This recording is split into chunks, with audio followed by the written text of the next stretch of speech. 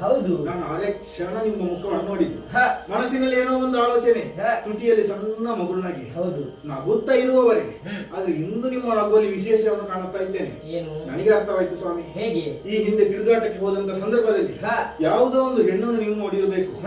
ಹಾಗಾಗಿ ಅವಳ ಕುರಿತು ಆಲೋಚನೆಯನ್ನು ಮಾಡುತ್ತಾ ನಗುವನ್ನು ಬೀರುವುದು. ಹ. ಯಾಕೆ ಅಂತ ಹೇಳಿದ್ರೆ, ಯಾಕೆ? ಈಗಲೇ 16,008 ಮಂದಿ ಹೆಂಡತಿಗಳು ನಾವಿದ್ದೇವೆ. ಹ. ಇನ್ನು 9 ಆಗ್ತದ ಅಂತ ನಾನು ಆಲೋಚನೆ ಮಾಡುದು. ಹ. ಹಾಗಾಗಿ ಏನಾದ್ರೂ ತರುಣಿಯರ ಕುರಿತು ಆಲೋಚನೆಯನ್ನು ಮಾಡಿ ನಗುವನ್ನು ಬೀರುವುದು ಅಂತಾದ್ರೆ ಹ. ಆ ತರುಣಿ ಹೇಗಿದ್ದಾಳೆ ನನ್ನಲ್ಲಿ ಹೇಳಿ. ಏನು ಸ್ವಾಮಿ ನಗುವಿನ ವಿಚಾರ?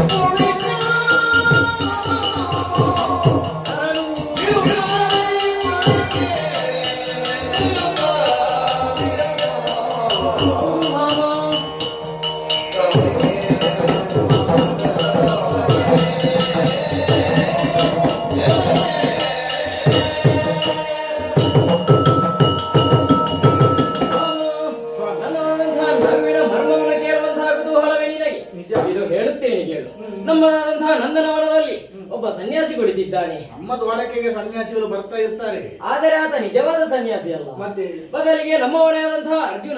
ಈಗ ಅರ್ಜುನ ಯತಿವೇಷ ಹಾಕಿದ್ದ. ಹೌದು. ಯಾಕೆ ಸ್ವಾಮಿ? ಕಾರಣ ಉಂಟು. ನನ್ನ ತಂಗಿಯಾದಂತಹ ಸುಭದ್ರೆಗೆ ಮದುವೆಯನ್ನು ಏರ್ಪಡಿಸಿದ್ದಾನೆ ಅನ್ನ ಬಲರಾಮ. ಕೌರವನಿಗೆ ಕೊಡುದು ಅಂತ ಮದುವೆ ನಿಶ್ಚಯವಾಗಿ ಆಗಿದೆ. ಹೌದು. ನಾಳೆ ದಿಗ್ಬನ ಬರ್ತದೆ. ಹಾ. ನಾಡಿದ್ದು ಮದುವೆ. ಆದರೆ ಜನರು ಹೇಗೆ ಹೇಳುವುದು ಅವನನ್ನು ದುಷ್ಟ ಎನ್ನುವ ಹಾಗೆ. ಆ ದುಷ್ಟನಿಗೆ ನನ್ನ ತಂಗಿಯನ್ನು ಕೊಡುವುದಕ್ಕೆ ನನಗೆ ಮನಸ್ಸಿಲ್ಲ.